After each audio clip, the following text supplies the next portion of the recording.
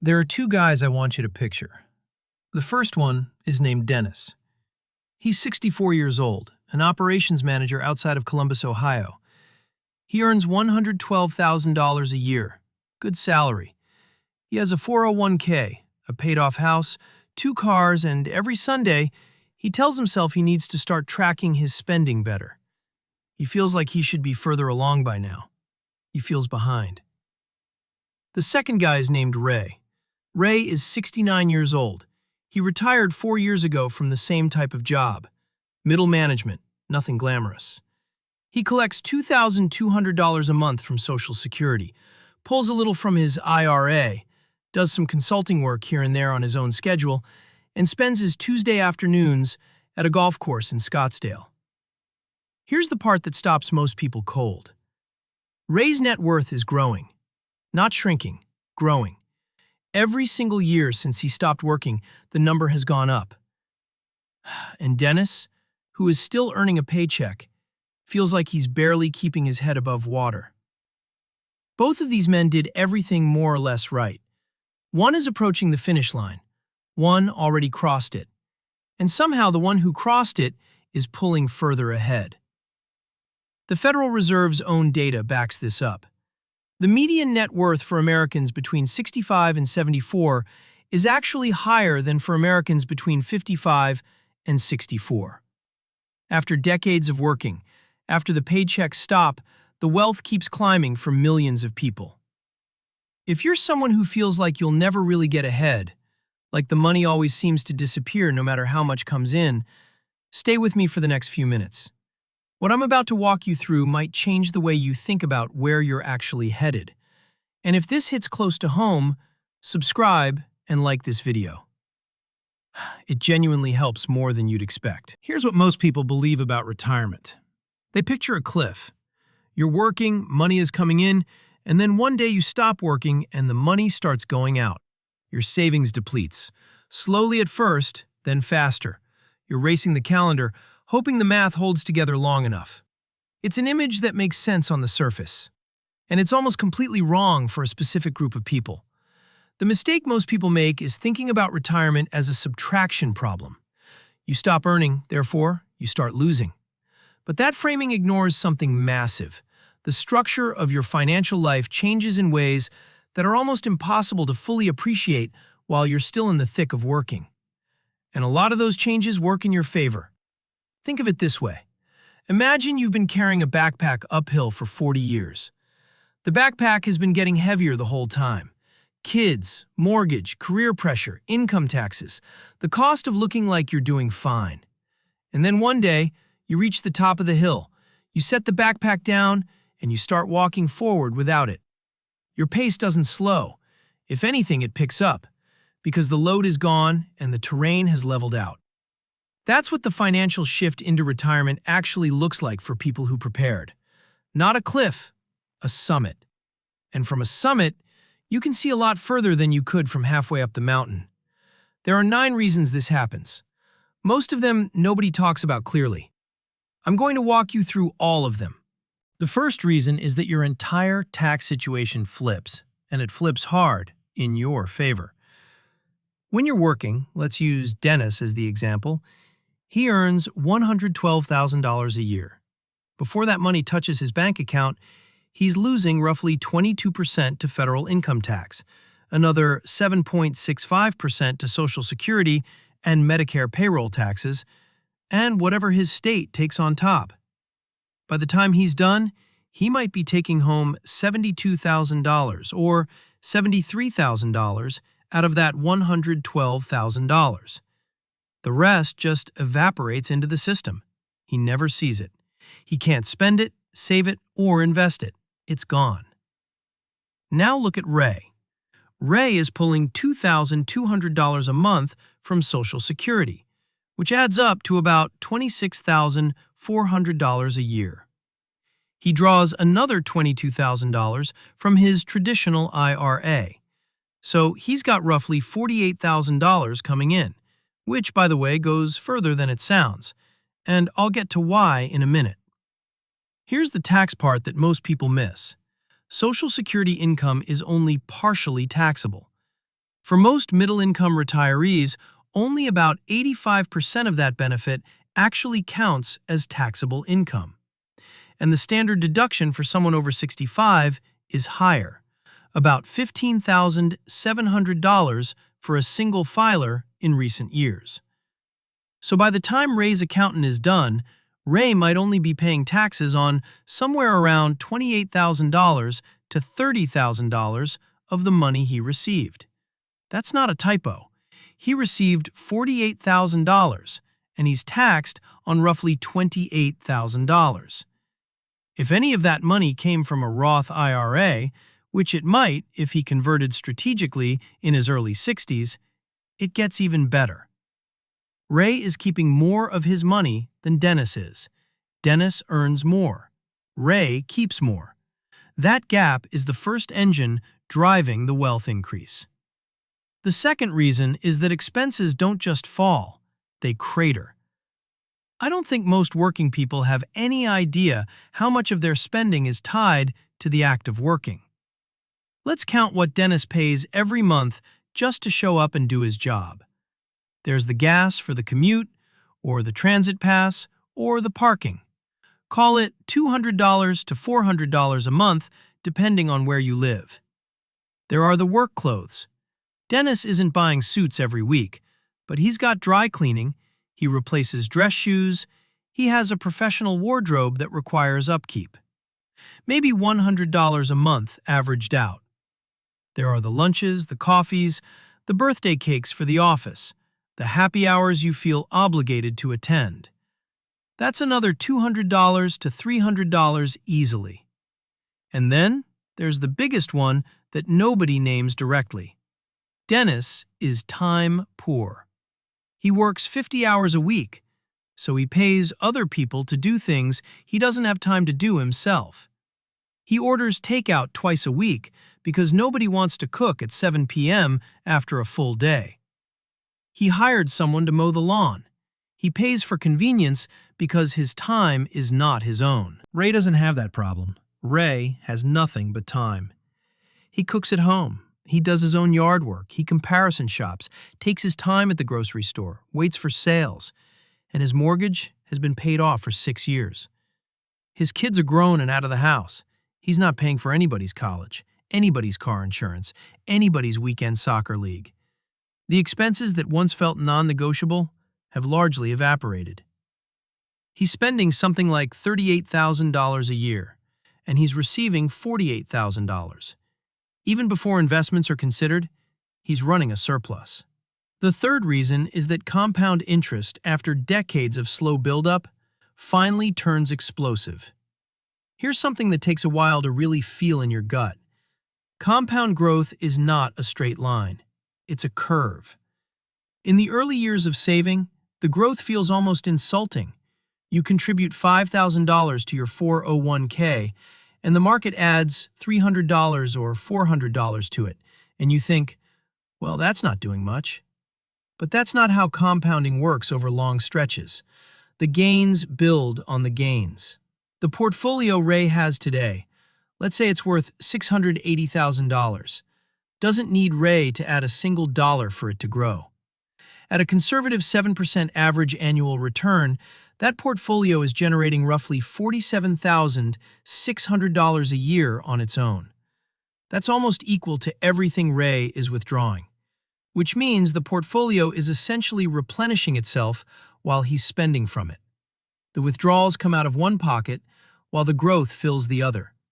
And as long as the growth even slightly outpaces the withdrawals, the net worth number ticks upward. Ray contributed maybe $280,000 of his own money over 35 years. The rest, close to $400,000, came from compounding. And that compounding engine doesn't care that he retired. It doesn't check whether he's punched in or not. It just keeps running. The fourth reason is that Social Security acts as a shield around the portfolio, not just a check. Most people think of Social Security as income, and it is. But what it's really doing financially is protecting the investments. Because if Social Security is covering Ray's baseline expenses, he never has to liquidate assets to eat. He never has to sell at a bad time. He never has to take a big withdrawal right after a market dip.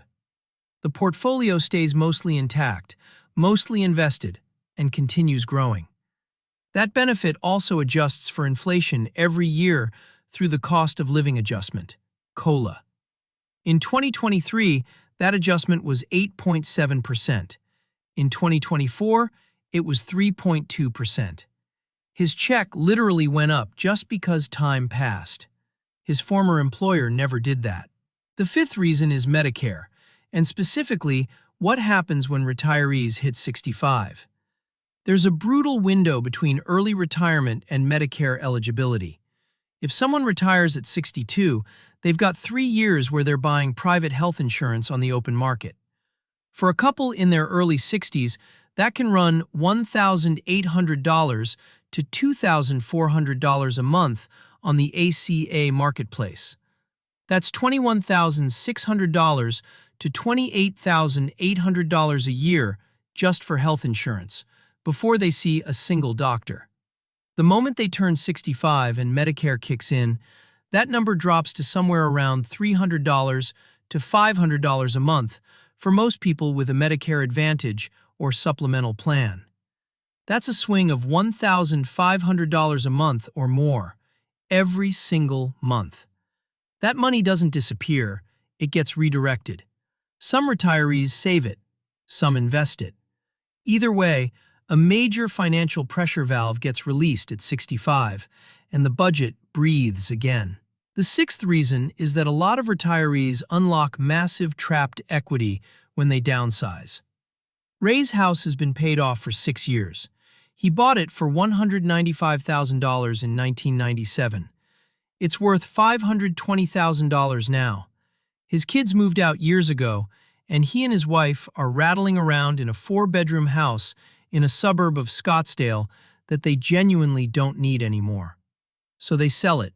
They use the capital gains exclusion, up to $500,000 tax-free for a married couple on a primary residence, and they net roughly $310,000 after buying a 2-bedroom condo closer to their daughter.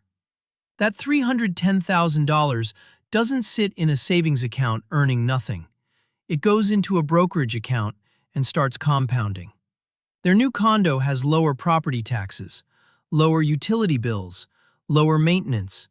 The monthly cost of living drops by another few $100s, while the investment balance climbs by $310,000 overnight. That's not gradual wealth accumulation. That's an accelerant. The seventh reason is something the original research on this topic often undersells. The psychology of retirement changes how people handle money at the deepest level. This one surprised me when I started digging into the behavioral finance research. There's a documented phenomenon that researchers call the retirement consumption puzzle. The puzzle is this. Economists predicted that people would spend more in retirement because they finally had time to enjoy their money. Instead, the opposite happened. Spending actually drops, often dramatically, right after people retire. And it's not because retirees are forced to cut back. It's because decades of being a saver rewires something in the brain. After 35 or 40 years of accumulating, of treating saving as the goal, spending feels genuinely uncomfortable. It feels like doing something wrong. Allianz conducted a study that found 64% of Americans say they fear running out of money more than they fear dying. Think about what that does to spending behavior. These people arrive at retirement with a financial identity built entirely around not spending. And that identity doesn't vanish on the day they stop working. It often gets stronger. So they underspend. They draw less than the 4% rule suggests is safe. JP Morgan Chase tracked retiree behavior and found the average retiree was only withdrawing about 2% of their savings each year, half of what most financial plans assume. The portfolio just keeps growing because nobody touches it. The money is there. The permission to spend it never quite arrives. The eighth reason is side income on your own terms. This one is different from the side hustle framing you usually hear because it's not about hustle at all. A lot of retirees end up doing some version of work in retirement, but it's work they chose, on their schedule, for money they don't actually need. Ray does about 8 hours a week of consulting for a company that was a former client of his. He charges $95 an hour. That's around $3,000 a month in income that he had no plan for when he retired. Because he doesn't need it to live, Social Security and his IRA distributions already cover his expenses. Every dollar of that consulting income goes straight into a brokerage account. It's not lifestyle money, it's wealth money, and it compounds on top of everything else. The ninth reason is something people plan around the least: windfalls. Statistically, Americans tend to inherit money from their parents during their 60s and early 70s. For a lot of retirees, that inheritance arrives at a moment when their own finances are already stable, which means it goes straight into assets rather than being absorbed into daily expenses. Beyond inheritance, retirees also tend to encounter other financial events they didn't model: the sale of a rental property held for 20 years, the maturation of a whole life policy, a legal settlement, deferred stock that finally vests. These aren't things you can plan for specifically, but they show up more often than people expect in the retirement years. And when they do, they push the net worth number higher in ways that look almost random from the outside. Here's where I want to slow down and say something that cuts against the grain of most retirement content you'll see. Dennis is not behind. Dennis is fine. But Dennis is operating under a set of assumptions that retirement is the end of wealth accumulation, that once the paycheck stops, the clock starts running down. And that assumption is making him feel worse than he needs to. It's also potentially causing him to make decisions from a place of scarcity, to delay retirement longer than necessary, to stay in a job that's grinding him down because he's convinced he needs just one more year. Just one more year. That phrase is its own trap. There are people who said that at 60, said it again at 61 and 62 and 63, and kept working until their health made the decision for them. They never got to be Ray on a Tuesday afternoon in Scottsdale.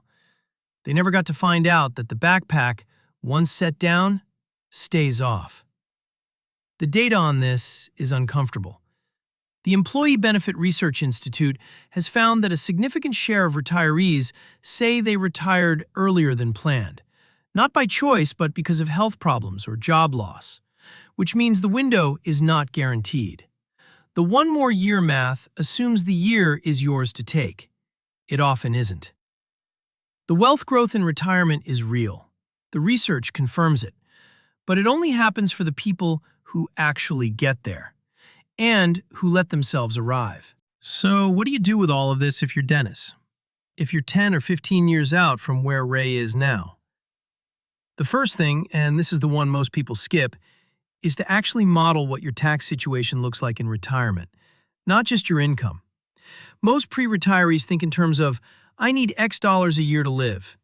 But the more useful question is, what is my actual taxable income going to be, given the combination of Social Security, Roth withdrawals, and traditional IRA distributions I'm planning to take? The difference between a good plan and a great one often comes down to how deliberately you convert traditional IRA money to Roth during your lower income years. The years between retiring and age 73, when required minimum distributions kick in. That window is where a lot of the tax planning happens, and most people arrive there without a strategy. The second thing is to get honest about what your expenses actually look like on the other side. Not what you assume, what you actually model, line by line. A lot of people build their retirement number around their current spending without accounting for the fact that commuting costs, work-related spending, and convenience expenses will disappear. Historically, spending drops by 25 to 30% for most retirees in the early years, and then again after about 75, when activity levels naturally slow. If you're planning for retirement based on your current $80,000 annual spending, you may be vastly oversaving, or more accurately, you may have the freedom to retire significantly sooner than you think. The third thing is to acknowledge the psychology. I spent time on the retirement consumption puzzle for a reason, because if you're a saver, you need to plan for the version of yourself who will find it hard to spend even when the money is there. Knowing that tendency exists in advance gives you a chance to build permission structures around it. Some people work with a financial planner specifically for this, not to manage the money, but to have someone look at the numbers and say, you can take the vacation. You can buy the condo. The math holds. Having that external voice helps. Having a withdrawal plan written down helps. Because the identity you built as a saver doesn't serve you forever. At some point, the goal changes. I think about Dennis and Ray a lot when I look at how people talk about retirement. Dennis is stressed. Dennis has a good income, a paid-off house, money in his 401k, and he's stressed. Not because the math is bad. The math is probably fine.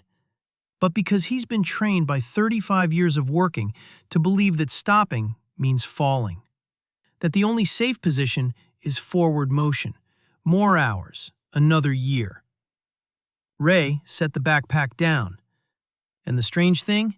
The thing that the Federal Reserve data quietly confirms and that most financial content never quite says plainly, is that for people who did the work, who saved consistently, who didn't blow up the plan along the way, the backpack being gone is not the beginning of decline. It's the beginning of something else entirely. The wealth that took decades to build doesn't stop working just because you did. It keeps running. Quietly. Reliably. The way a river keeps moving whether or not you're watching it. Dennis will get there.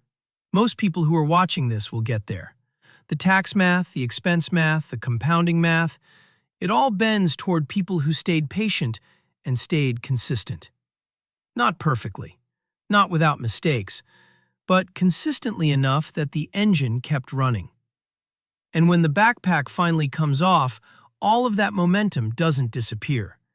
It redirects into growth, into freedom, into Tuesday afternoons with nowhere you have to be.